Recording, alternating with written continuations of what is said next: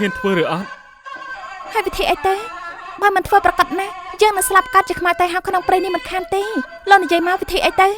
ខ្ញុំមិនដឹងថាគួរស្លាប់ឬក៏រើសយកវិធីមួយនេះក៏អត់ទេ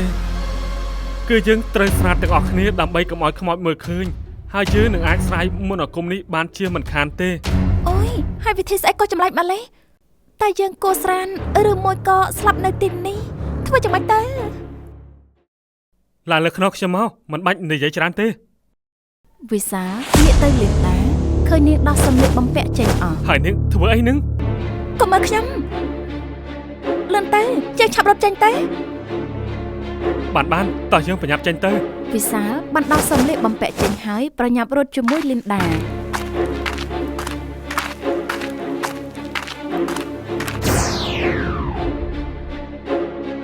ទីបំផុតពួកគេក៏បានដល់សាលារបាំវិញទស្សនារឿងពេញក្នុង Channel YouTube Drama Motion ឥឡូវនេះពួកគេក៏ប្រញាប់ស្លៀកសម្លៀកបំពាក់វិញ